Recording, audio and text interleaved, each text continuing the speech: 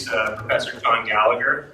As you probably know, his work bridges phenomenology, cognitive science, and social cognition. And this is exactly the kind of thing that we try to encourage here at the CMBC. Shaun currently holds the Lillian and Morrie Moss Chair of Excellence in Philosophy at the University of Memphis, and is also a professorial fellow at the University of Wollongong in Australia. He has held honorary and visiting positions at institutions across Europe and North America, and has been recognized with fellowships like the Humboldt Foundation's Annelies Meyer Research Award. His research spans a wide range of topics at the intersection of philosophy, psychology, neuroscience, and technology. In fact, he just visited my class just before now, and we were talking about brain plasticity and habit formation. So quite a range of things. But he's perhaps best known for his influential work on embodied and enactive approaches to cognition. The idea that mind and meaning emerge through embodied interactions with others in the world rather than being isolated in the brain. And in addition to numerous books and articles, he is editor-in-chief of the interdisciplinary journal Phenomenology and the Cognitive Sciences. And his scholarship has shaped ongoing discussions about how humans understand each other, how social engagement works, and how philosophical and scientific perspectives can inform each other. And so along those lines, he'll be talking to us today about passion, real and artificial. So please join me in welcoming Shaun Gallagher.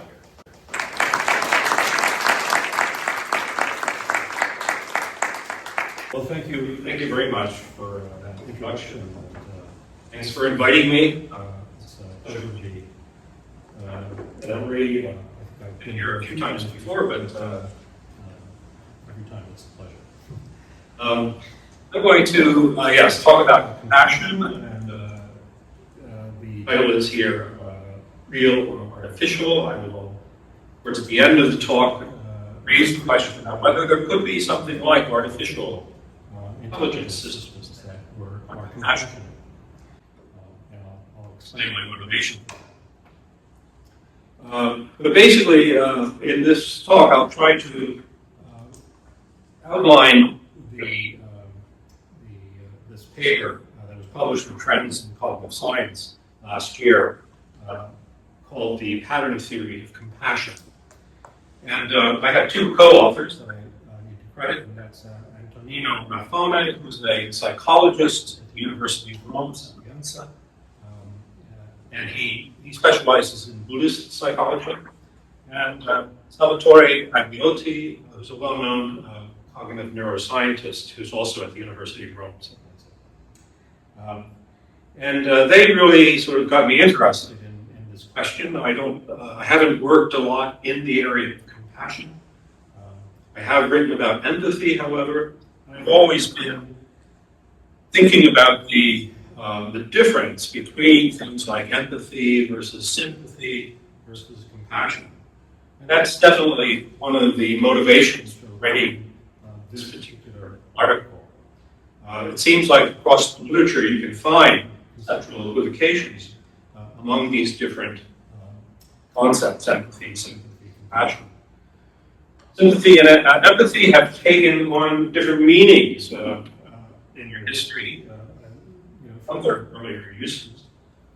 Sympathy, back at the time of Adam Smith, for example, was considered a human innate capacity that serves the processes of social and moral relationships, cooperation, communication. More recently, however, I think in kind of normal, everyday discussions, we talk about sympathy, it's something closer to something like pity or feeling sad for someone. So that's a kind of change in terms of how we understand this notion. Empathy, which was Tishner's translation of the German Einfühlung, was thought at first to be kind of automatic, responsive feeling, or the kind of resonance that we feel towards another person, where the idea of this kind of resonance as a kind of automatic response to others is still maintained in some discussions, especially simulation theories of empathy, which I'll come back to a little bit later. But then, in, I think, common everyday usage, we don't usually think of empathy as automatic. We think of it more as selective, as an affective state of some sort that depends on our understanding of the situation of the other person. Again, there's some movement in terms of how we understand these things separately, but there's also some, let's say, equivocation between what is sympathy and empathy. Sometimes they seem to be used interchangeably. So, John the CT and Terry Chaminade, 42 different studies for sympathy and empathy were confused. So that's just some small indication of confusion that is in the literature. What about compassion? Compassion apparently has its own meaning, and by rights it should be distinguished from empathy and sympathy. So this is at least the first motivation for this paper that we've put together. Another motivation is that there is increasing use of these terms in clinical contexts and contexts concerning psychological well-being. So it would be important, perhaps, then to clarify exactly what the differences between these kinds of terms. So compassion, for example, compassion-focused therapy can be used for mental health problems. And that attempts to identify interventions that simulate processes of compassion. But you also find a growing interest in education, medicine, and other applied contexts, looking at the role of empathy and compassion. So again, we can be motivated to say we need some kind of clarification here. Simply because in these contexts, compassion and empathy, for example, are not clearly distinguished. And one final motivation for this particular talk has to do with this question of artificial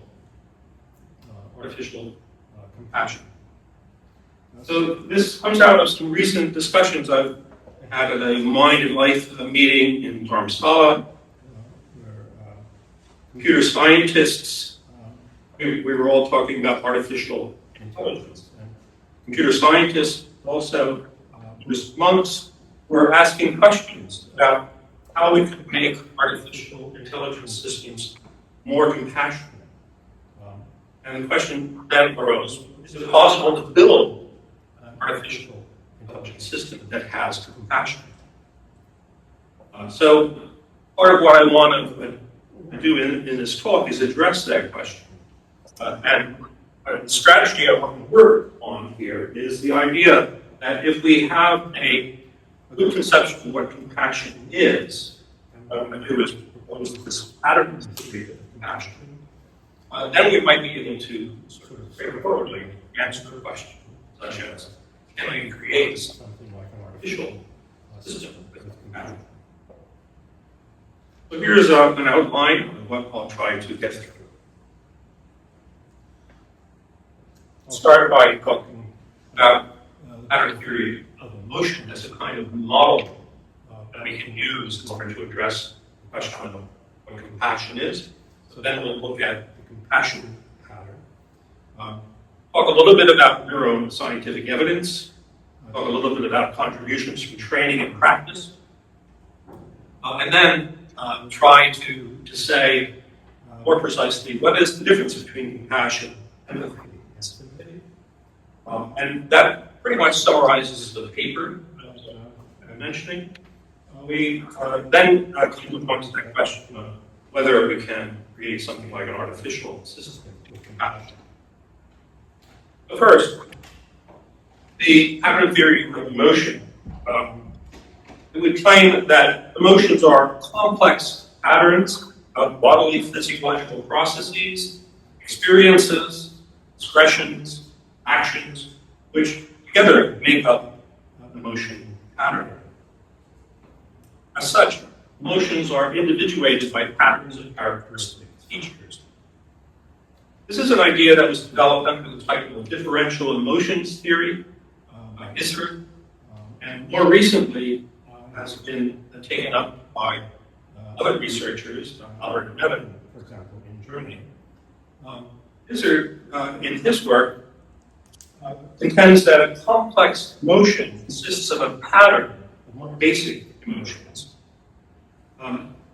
Evan introduces a slightly different idea, where I think we end up with a more dynamic conception, where emotions are considered as patterns of different variables that are not themselves emotions. Rather, we can look at whatever it is that enters into a pattern that will consist of elements that make up the emotion.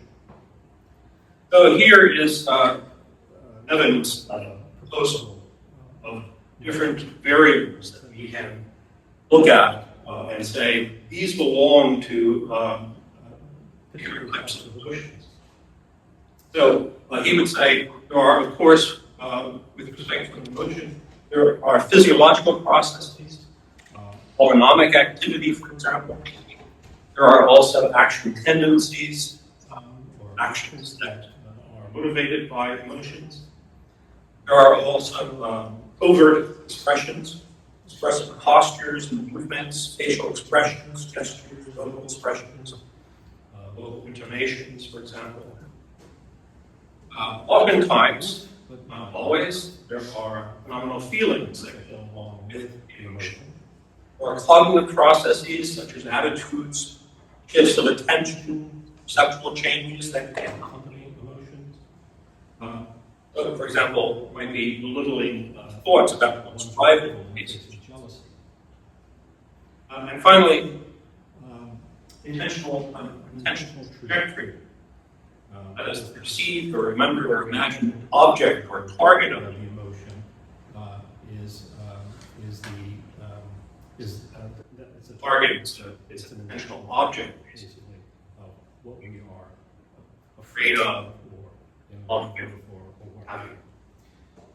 So, for Evan, these different factors, these different processes, come together in a kind of dynamical fashion, intersect in a way that forms the emotion, so that the emotion is not any one of these things, but rather it is the pattern of their interaction. Some variables, such as autonomic, motoric, and experiential processes, are evolutionary adaptations, and they are interactively related, such that emotions are constituted as dynamic interactions of such constituents, including organism-environment transactions.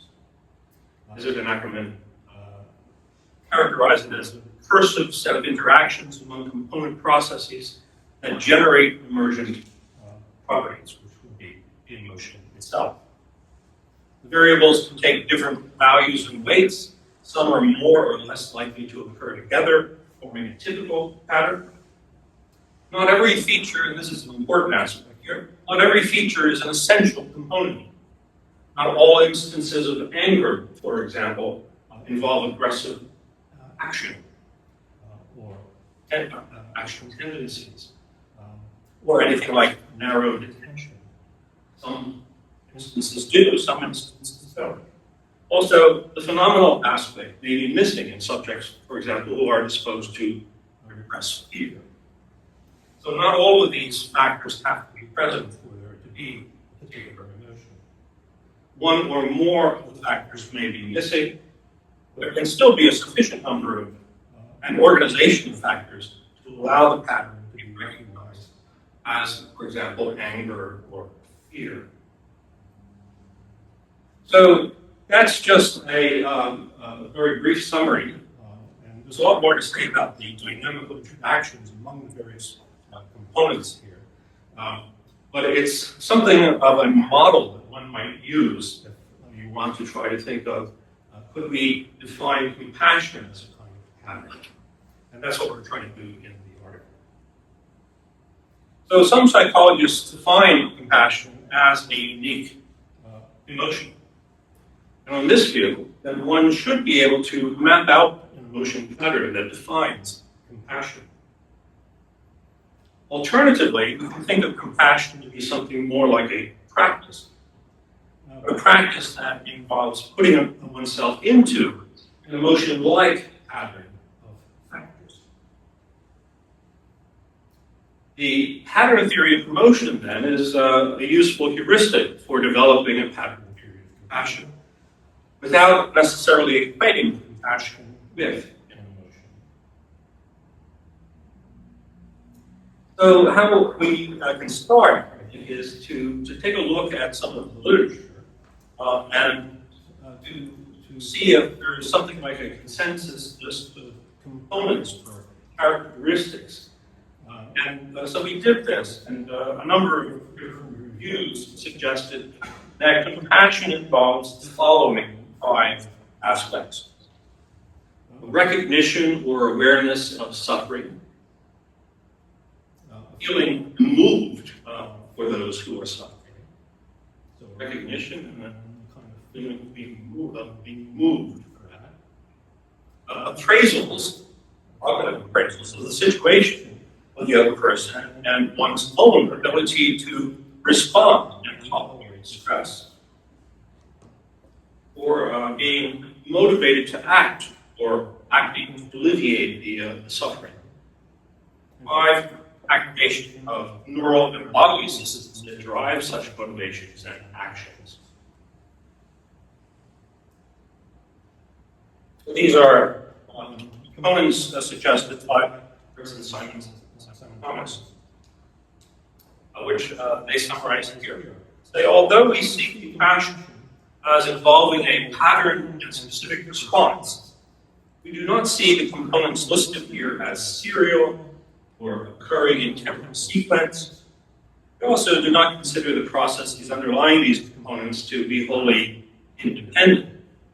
They probably overlap and occur in parallel and exert bidirectional influence upon one another in different configurations throughout life. So this captures a little bit, at least, of the idea of pattern theory. The idea that there are overlapping, maybe dynamical connections among various components.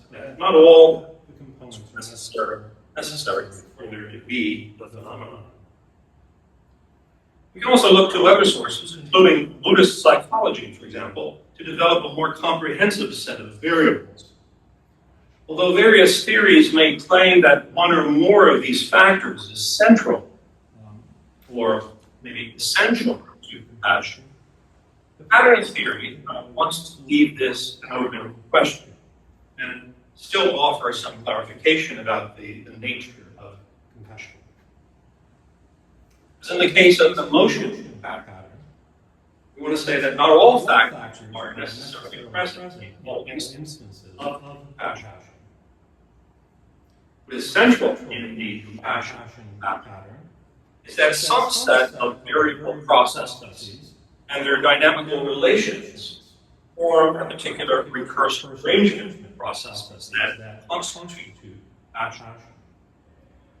So it's important to think that this notion of a pattern theory is not simply a list of things, rather attempt to say that these various aspects of its processes are interrelated in a dynamical fashion in order to form the pattern. Here, then, is a list that we proposed in the article of various processes that would constitute passion. So, start with physiological processes. These the autonomic type processes that may also involve things like hormonal levels. There has been some research showing that oxytocin and suppressant are involved. Processes in the parasympathetic nervous system and other neurophysiological circuits. Autonomic parasympathetic processes leading to heart rate deceleration, for example, can associate with passion. Looking at the empirical literature, it looks like these types of physiological processes are associated with passion. Action tendency. There is a kind of altruistic motivation to act in order to alleviate suffering. This motivation can be reactive to counter suffering, or maybe proactively attuned to improve the lives of others. And there's some neuroscientific evidence for this as well. Overt expressions. Typical, although not unique, bodily and facial expressions, postures, vocalizations, and behavior. Affective, phenomenal feeling, feeling moved for those who are suffering, emotional resonance or involuntary arousal, which may be due to activation of the autonomic nervous system. Compassion may reflect feelings that are both positive, related to, let's say, social accomplishment or caregiving, but also negative about the other person's suffering. Cognitive processes, which involves the recognition of suffering in others, the cognitive appraisal, which is attuned to suffering, as well as to others' own physical and emotional capacities to address it. That requires an ability to attune to and cope with the distress associated with witnessing the suffering of others. At a dispositional level, this is not merely an intellectual understanding, but also a kind of wisdom that informs practice. So practice may lead to, in fact, also lead to wisdom. Traditions identify a variety of cognitive processes involved in compassion practice, including intentional strategies that involve meta-awareness, perspective taking, cognitive appraisal, and self-inquiry. So these cognitive processes also part of this pattern of passion. Also, as in emotion, there is something like an intentional trajectory, targeting, in this particular case, the suffering of the person, although sometimes passion does not have a clear intentional object.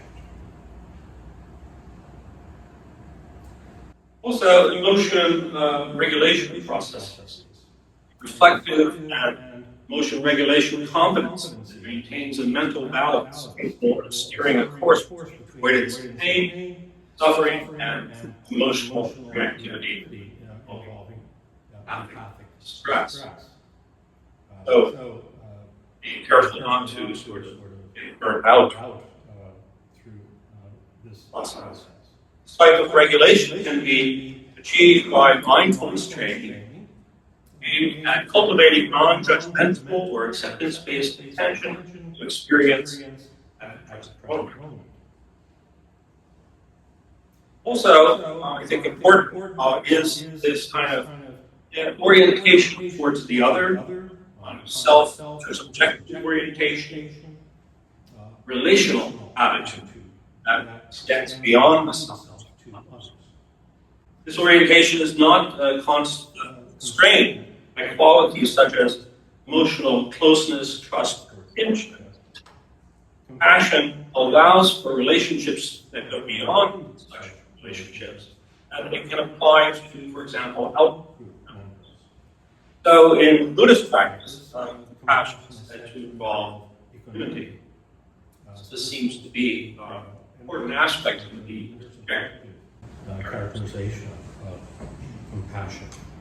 And finally, situational aspects, which typically include the presence of others in need, signaled, for example, by distress vocalization, pain, sadness, illness, physical and mental disability, but also more social and environmental factors such as homelessness, poverty, natural disasters.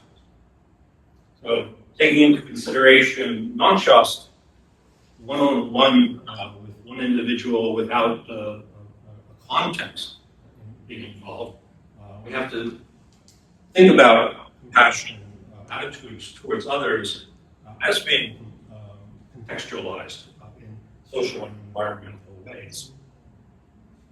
So these are then the variables, the factors, the processes that we identify in the paper as belonging to the compassion pattern.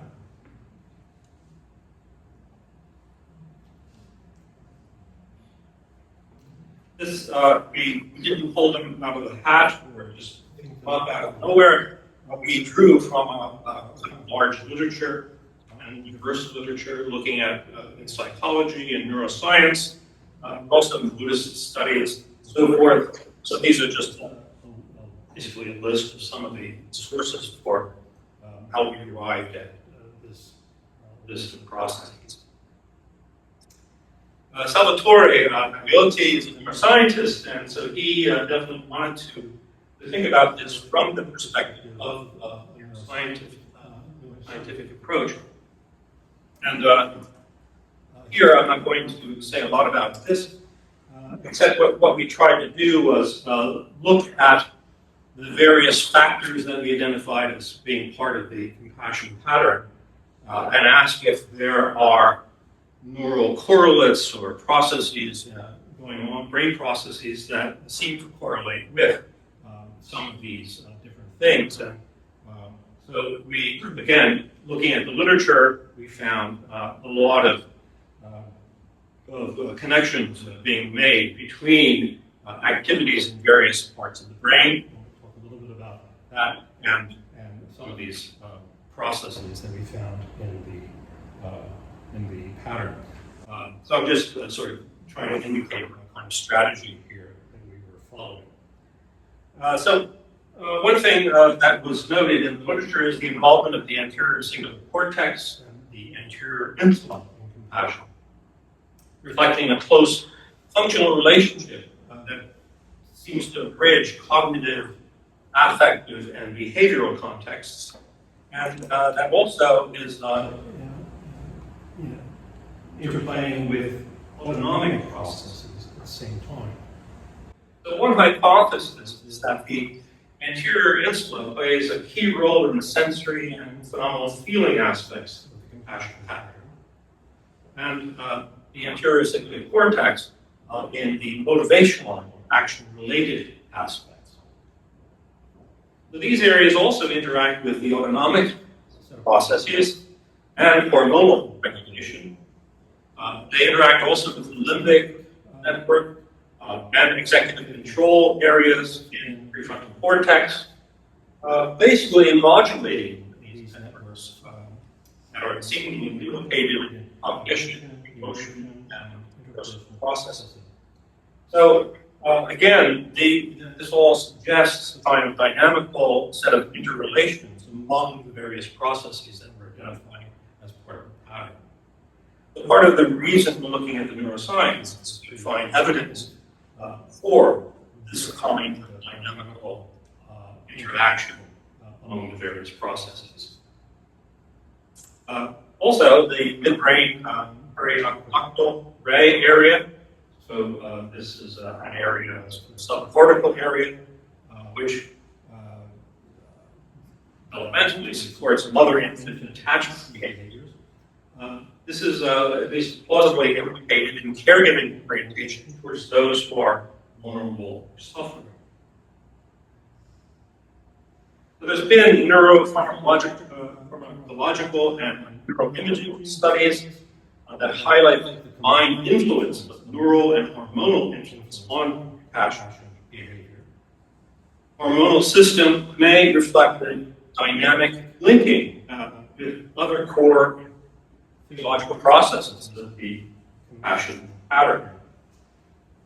This is a complex kind of thing to work out, however, since each hormone may affect different processes in different circumstances.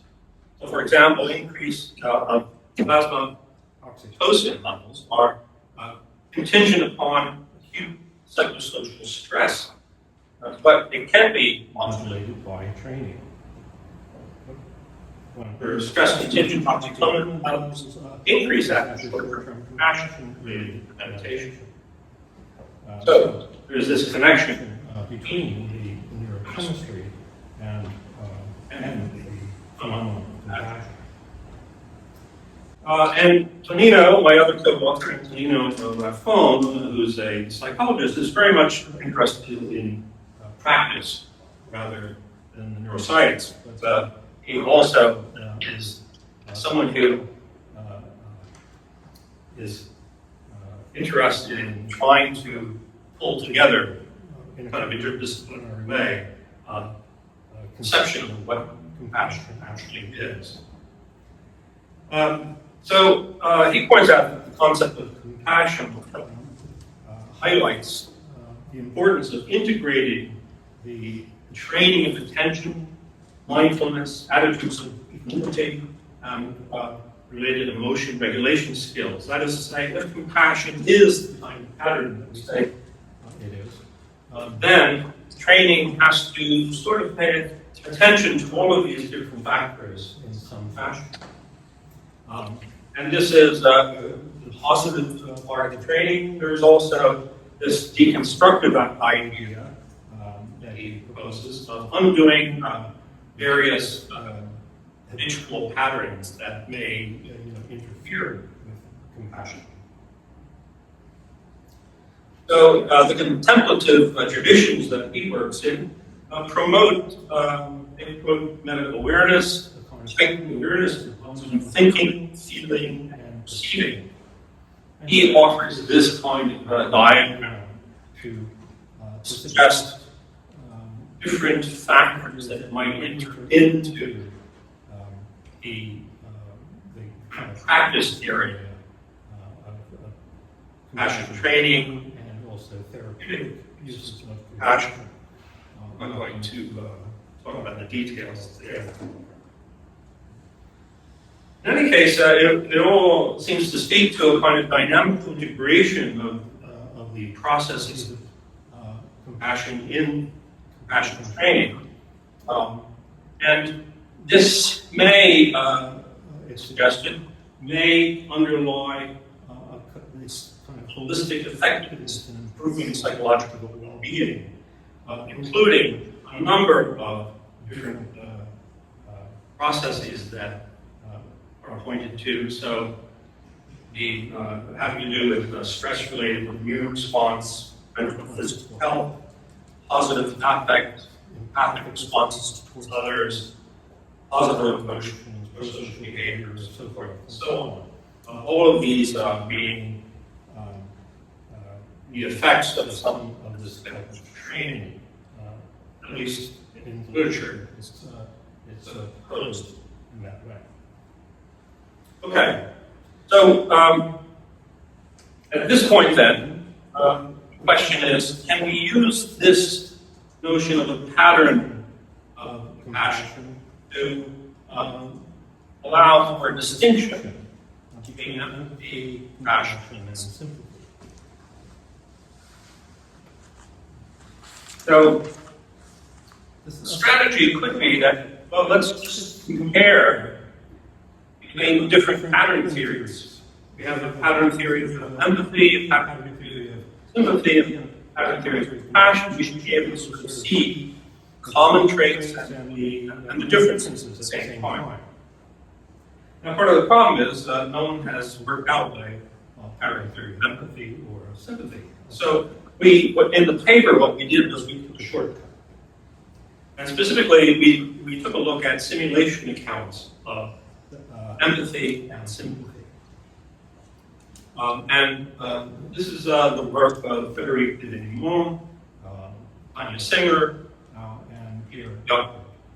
And they, in a series of articles, they defined 5 conditions that define empathy, and define it in a way that allows us to distinguish it from something like sympathy and other types of attitudes.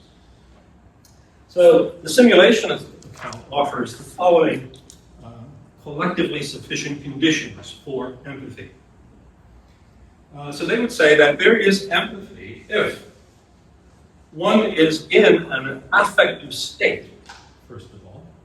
So they refer to this as the affectivity condition. So they think of empathy as an affective state. And two, that this state is isomorphic to the state of another person. I refer to this as the interpersonal similarity condition.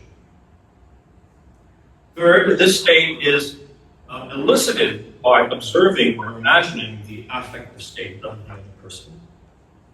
And fourth, one knows that the other person is the source of one's feeling. And five, one cares about the affective life of the target, which they call the caring condition. So they basically say that you have a case of empathy if you meet all of these conditions. All right. And in doing that, they are able to say that empathy is therefore different from what we might call standard mind reading, right? Because it's an affective state. It's not a state of a kind of cognitive inference. And also, we can say that empathy is not the same as sympathy, because of the second interpersonal similarity condition. Specifically, they would say, for you to have empathy, you have to, your state has to be isomorphic to the state of the other person that you're empathizing with. Whereas in the case of sympathy, that's not the way it is. Sympathy does not require this isomorphism. So, for example, I empathize with another person who is experiencing sadness, and in some way, there has to be some kind of sadness on my part. Whereas in case of sympathy, I can feel something different. So I might feel sadness for someone who has suffered some kind of injustice. They might not be feeling sadness. They might be feeling something else, anger, let's say. So sympathy is more of something that has to do with my response, whereas empathy seems to depend on both my response and the particular state of the other person. Also, this fourth condition, one knows that the other person is the source. This allows us to distinguish empathy from contagion, which is sort of automatic, and we're not even aware that we are in that state. So, what's nice about their five conditions is that it seems to enable us to try to distinguish, at least if you accept those conditions, then there's a way for us to distinguish specifically sympathy from empathy. In our case, that's the kind of issue that we're focused on. So this, for empathy, it's a state isomorphic to the state of the other person. And with respect to sympathy, that's not the case. Empathy involves being in the same affective state as the other person. I feel your pain, somehow or other we can say. Whereas sympathy involves being in a different, although valence congruent affective state. So I may feel sorry that you're in pain, but I don't actually feel your pain. The example of pain is, in fact, the example they used in order to develop their set of conditions. With respect to the caring condition, the fifth one, empathy, we would say, is other-directed, but it's not clear that the caring condition is absolutely essential to empathy, because it's also thought that someone who's a good torturer may use an empathic sense to know the state of his victim without caring for that person. So that's at least the question that can be raised about that fifth condition. And on a different view, this is Darwin's view, the caring condition operates as a mark of sympathy rather than empathy. So this would be then a possible second difference between sympathy, which necessarily involves concern or caring for the other person, and empathy, where no such concern is essential. The conditions defining empathy suggest that empathy involves a specific pattern of processes that overlap in some regards with compassion and sympathy, but differ in some other regards. Both empathy and sympathy involve or are emotional affective states, although empathy, understood as cognitive empathy, can sometimes be a little more intellectual attitude.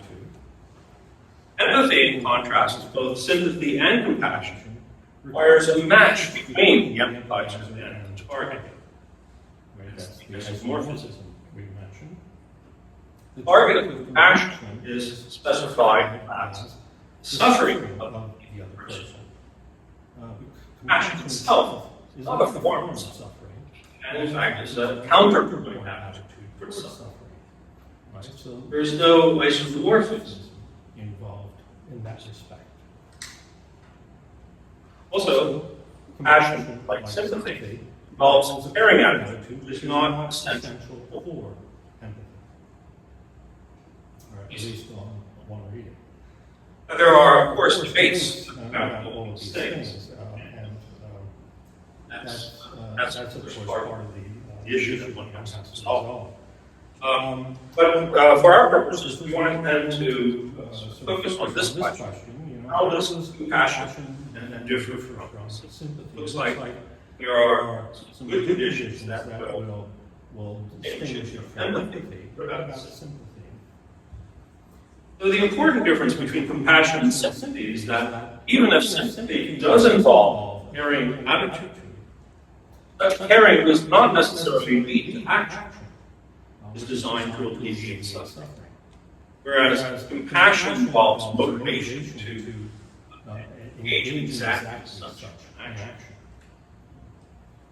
In both empathy and sympathy, there may be an in-group bias.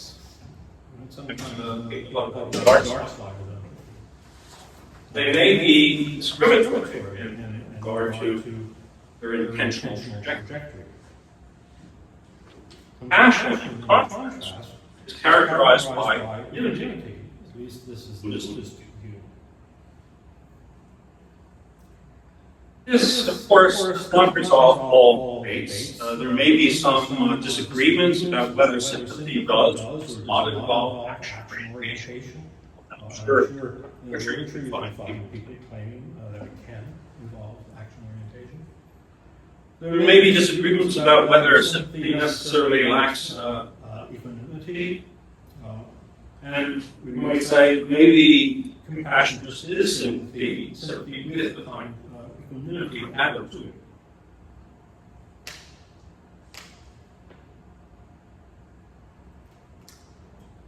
I've in other work, I've disagreed with simulation theorists, specifically about the interpersonal similarity condition. That could mean one of two different things. First, it could mean a kind of matching affectivity. If, for example, I felt outraged at an injustice done to me, and you feel something else, maybe anger or whatever, could this not still be called empathy on my part? I think so. But simulations would not accept that. It has to be isomorphic in some way. But it's not just about matching affectivity. There's another aspect here which might involve matching intentional trajectory. If I feel outrage because of the injustice that's done to you, but you don't see the situation as unjust, or you feel outrage because you lost some money or something like that, is that still empathy on my part? Does there have to be a kind of an alignment with our understanding of the other person's narrative, the other person's situation?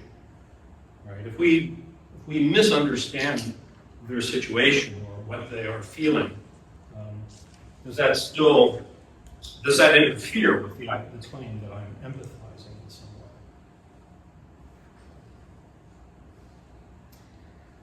way? Okay, well, that's probably too small to read, but basically what comes out of this analysis is an attempt to say here how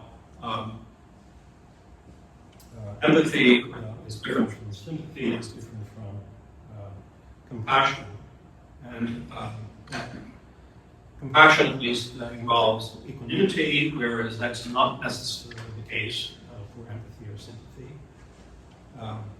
Compassion specifically targets suffering of the other person, which is that, again, not necessarily the case of the other two. There's a few other similarities, and of course, yes, there are similarities between them, and the question is, can we say here are the specific characteristics that differentiate compassion from the other two? So this is basically a pretty quick summary of the article, and gets me to the final section, which is about the question of whether there can be something like artificial compassion. So the question is, can we build an artificial system capable of compassion? And what I want to suggest is that we can use this pattern theory approach to try to answer that question. With the idea being that if you can build a system that replicates a sufficient pattern of processes that characterize compassion, then the answer could be yes. And if you can't, then the answer would be no. Now, in addressing this kind of question, it seems clear, at least clear to me, that we're not really talking about something like artificial intelligence in the form of LLM. Since the one thing that seems clear that is the system must be capable of taking action. So we might think of it then in terms of a robotic system. It might be that robotic system is using an LLM to do what it does. But it seems to be a requirement that somehow or other the system has to be able to take action. So it needs the kind of body, and it may be an artificial body, but nonetheless, it needs a body that can take action. So we ask, what about all of these processes that we said are part of the compassion pattern? Which one of them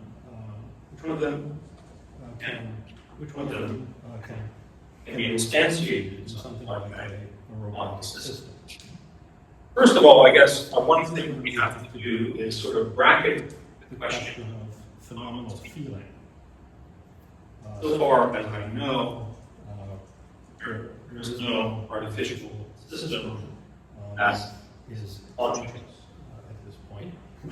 This is, of course, another question that I don't really want to get into. So we're just going to sort of bracket that slide.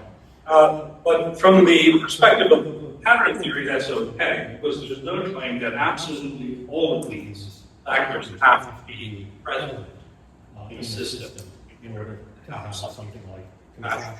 So if phenomenal feeling was missing, then it may still be the case of compassion. There's a compassionate behavior towards some other entity. So consider physiological processes, and I think another difficult problem is affectivity. But it turns out that we're talking in terms of the human compassion system. We're talking about autonomic parasympathetic processes and other neurophysiological circuits that involve hormonal processes and things like that. And we might think, oh, we're going to get something like that in a robot.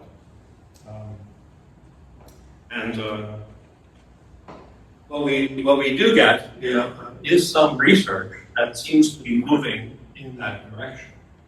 So this is from 2004, a paper by Arbib and Phillips, who acknowledge that, I'm quoting them, that although the chemical basis of animal function differs greatly from the mechanics and computations of current machines, one can abstract from biology a functional characterization of emotion that does not depend on physical substrate or evolutionary history and is broad enough to encompass the possible emotions of robots.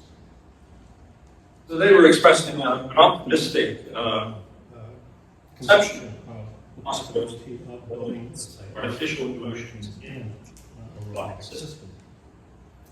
And since 2004, there has been some progress in this area.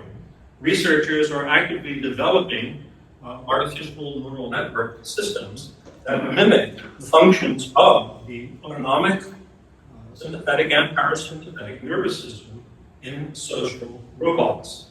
So this is recent research that suggests this is quite possible.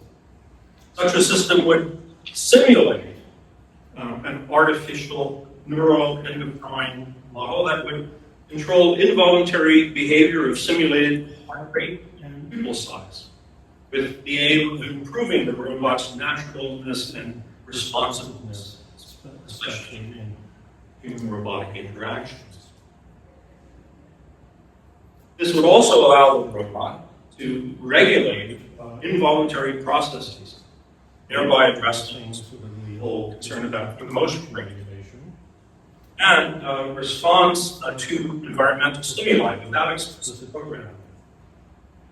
So if you could build a system like this, you have something like an artificial emotion, affectivity capacity in the robot that would allow for emotion regulation, behavior as well, and response.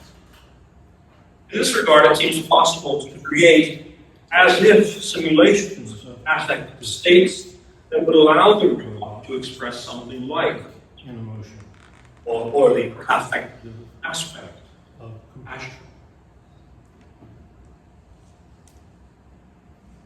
So the physiological processes and the affective processes are things that supposedly can be addressed. What about overt expressions? This doesn't seem to be a problem at all. I mean, there is a lot of research in robotics and actual construction of robots that are able to express facial emotion expressions and so forth. So that's established art, let's say. Cognitive processes. The question here would be, could you build a robotic system that is capable of recognizing suffering when it sees it? Recognition of suffering in others, kind of appraisal attuned to suffering as well as to one's own physical and emotional capacity to address it. That's the idea from pattern theory. The pattern theory of suffering is something that I don't think we have yet. But there has been some development along that line. So the idea of developing a pattern theory of suffering, like a pattern theory of emotion, that would actually define suffering in a way that accounts for how we are able to perceive suffering of others.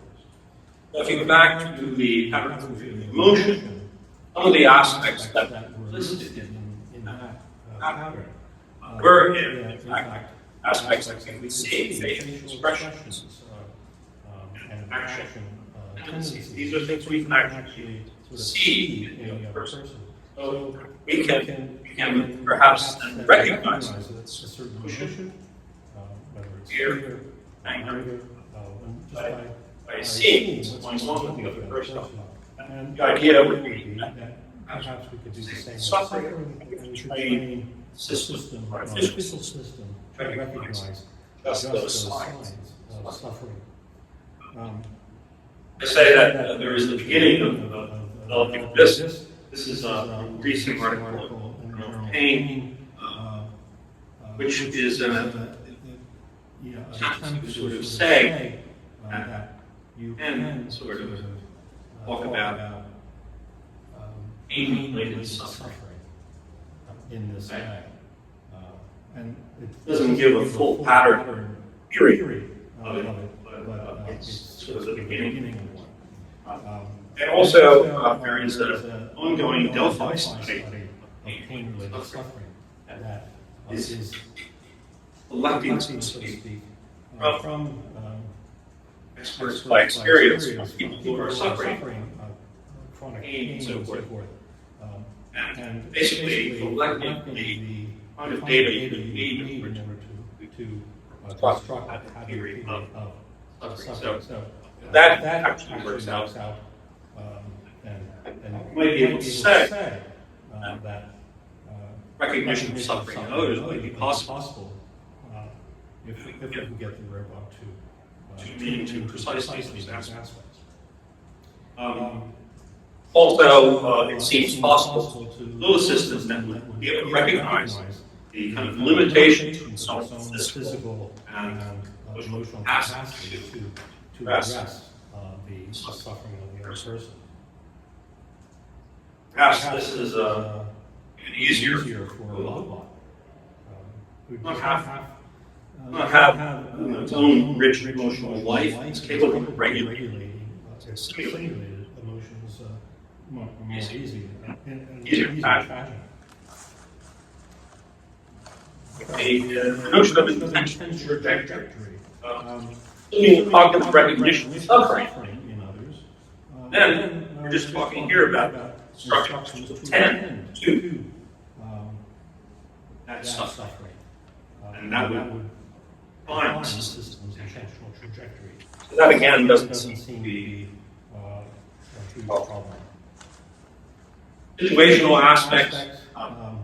Here we're thinking about possibility of creating a system to recognize things like poverty, homelessness, social, cultural factors. That also seems at least possible in some way.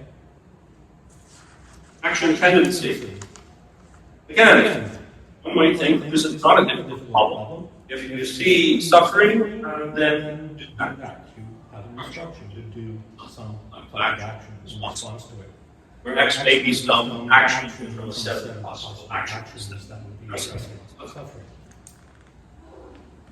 And finally, it's self-intersubjective orientation.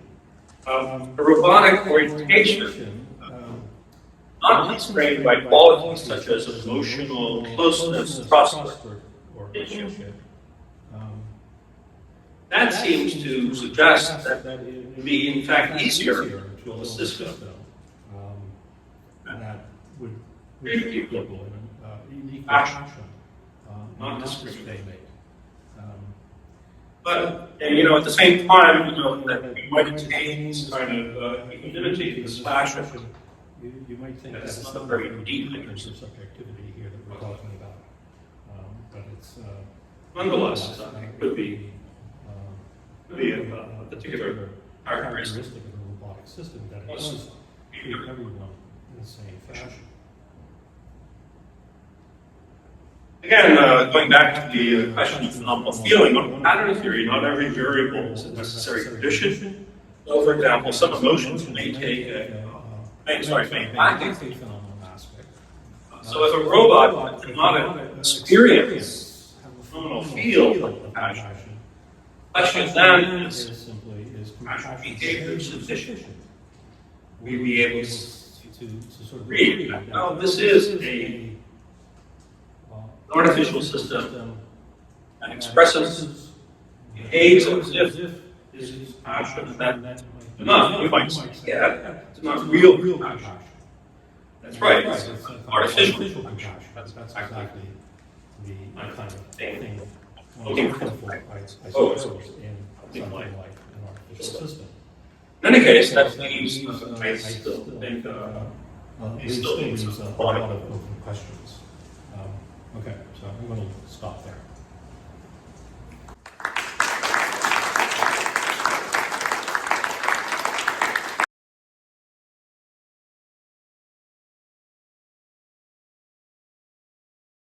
I'm Chicago without this. I believe you meant the other half of without this. Yes.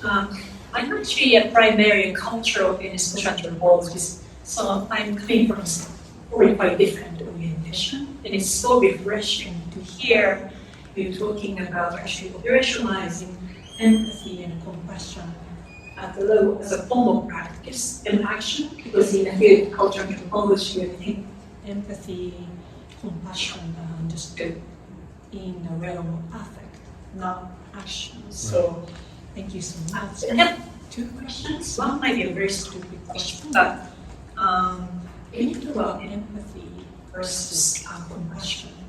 I hear that sometimes some scholars would argue you don't need empathy to have compassion. And other camp argues that, well, you kind of need empathy to build compassion. So I wanted to hear your take on that kind of question.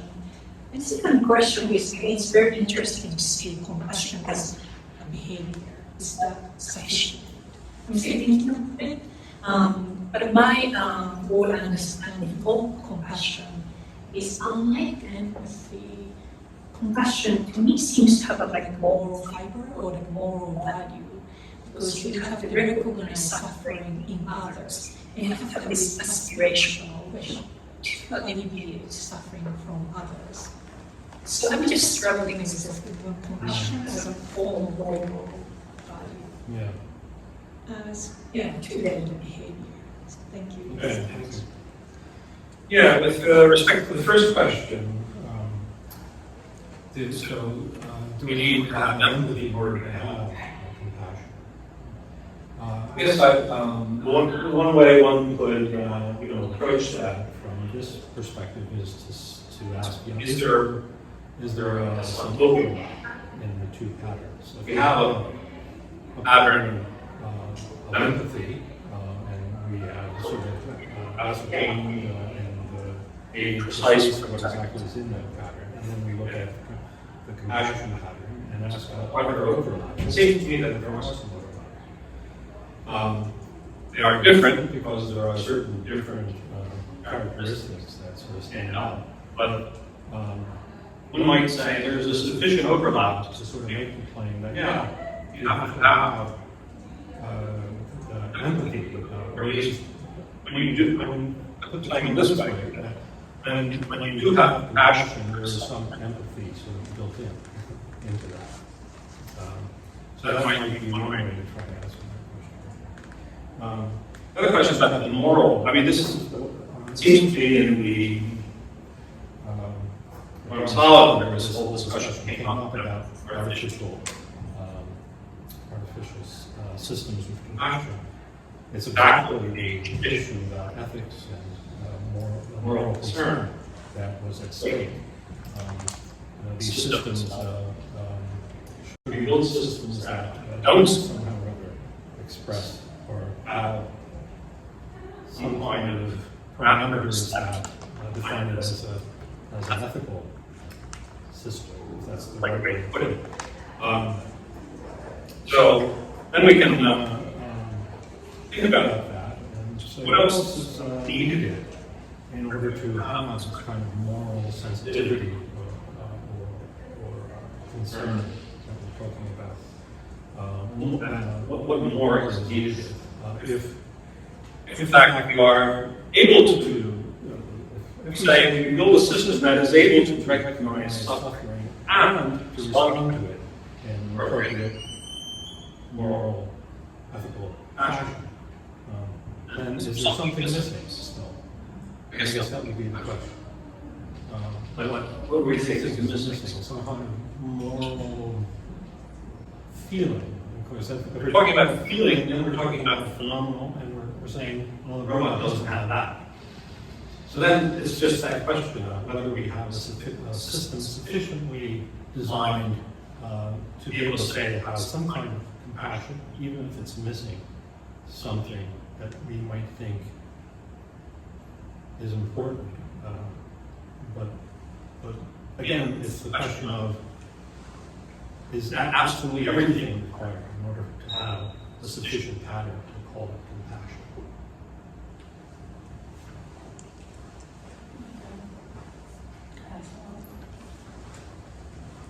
I had a bit of a fundamental question about what if the first part of the talk is about linguistics and what part is about something that all cultures and languages would agree on, because words cut across categories differently in different languages, and this was very much the definition of 3 words: sympathy, empathy, and compassion. What if we make some other mix of these component processes in our language? Would that describe the same reality, or is this bound to the English language in some sense?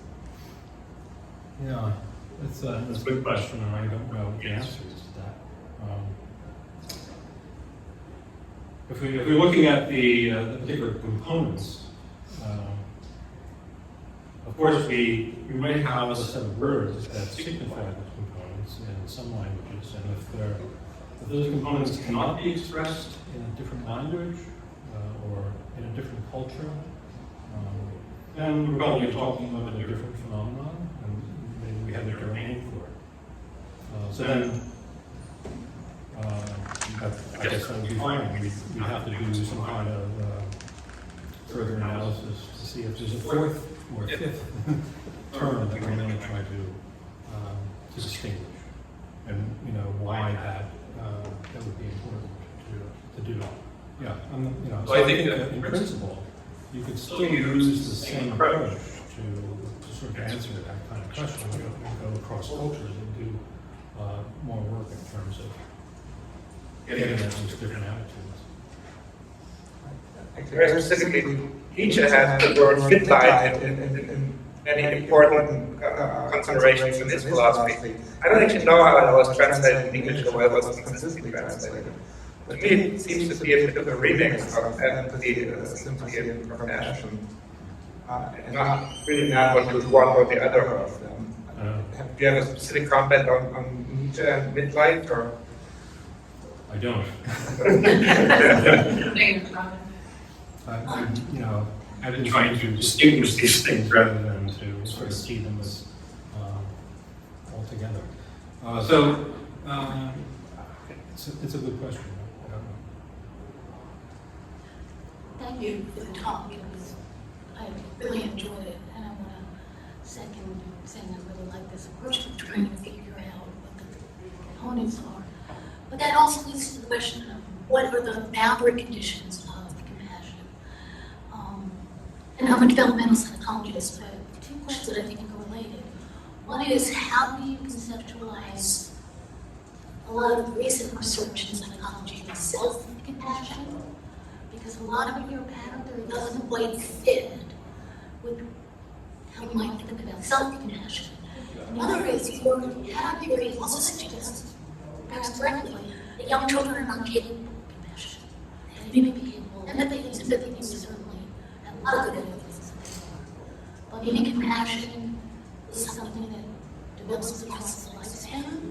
You use the word wisdom when you're defining compassion. I wonder if you could say a little bit more about that relationship. Okay, yeah, thanks. The concept of wisdom that I mentioned is coming from Antonio and his Buddhist practice. In Buddhist psychology, the cultivation of practice will lead to a certain kind of wisdom, so that the cultivation of a certain behavior that we consider passion would be reflective of that sort of wisdom that he would describe in that way. Which suggests then, yes, that infants may not be capable of compassion. So recognizing suffering, it's not clear to me how infants would sort of comprehend what suffering is. It might. But even more so that there would be developmental changes by a 15-year-old, 25-year-old, 55-year-old, recognizing what suffering is. Right, understanding what suffering is. That's a good point, yeah. We haven't considered that. That seems quite possible, yeah. Self-compassion? So we do talk about self-compassion in the article. We don't say a lot about it, we sort of recognize that there is this literature on self-compassion. I'm not quite sure that, given again the sort of idea that for a pattern theory, not every component is absolutely necessary. So that in itself, in case of self-compassion, some of those might drop out. I don't know if this could be anything added, but, you know, right. So it seems like it's possible that this can also address that. Thank you. Hello, Mr. Gallagher. Thank you very much. Like the others, I want to say I enjoyed your talk and Please intervene in anything. I have a question I want to ask.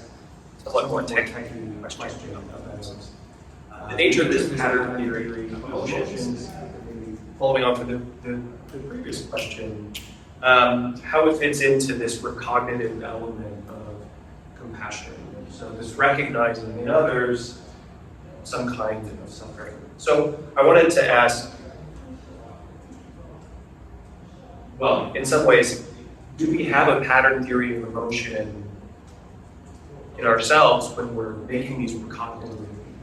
Is our cognitive capacity for recognizing suffering in others, does that imply that we ourselves have a pattern theory of emotion?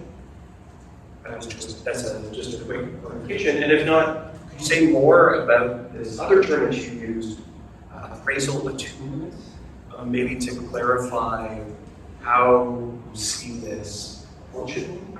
Okay. Yeah, I think to the first one, I'd say no.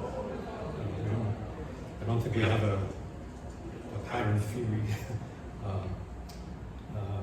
in our system that somehow or other allows us to act, you know, with compassion or with empathy or anything like that. So I don't think that's the case. Attunement and appraisal, these are just different terms. I mean, typically if you're sort of thinking in cognitive terms, you'll use the term appraisal as some kind of cognitive appraisal. Attunement is more like an embodied term. It's like being attuned to the other person, not necessarily on the basis of like a theory of mind approach, but rather a kind of embodied perception of the other person's situation. And the emotion pattern idea is that some of the things that are part of the emotion are physical manifestations that we can see, so that we can sort of directly tune to those, rather than having to make judgments about these things. So, Well, it's maybe to clarify these ideas about the artificial compassion, but you're not trying to replicate attunement. You're trying to simulate attunement, or trying to have some sort of slack attunement. Yeah, I think in the case of the robot, it would be a kind of simulation. It would be closer to a more cognitive story about what's going on in the robot. I'm not quite sure, since attunement for me is very much tied to sort of biological embodiment. I think it would be hard to replicate that unless you're just maybe describing the temporality involved. Right? So you could distinguish maybe attunement from the more cognitive version by saying it's very quick, it's very fast. And if that's what you mean by attunement, you could maybe build a robot that's very fast. But I think my own sense is that attunement is probably not the right word for the robotic system. So I'm afraid I'm going to have to call it there. We have to make way for a class that's going to be coming in. But we can continue the conversation. We have a reception just down the hallway.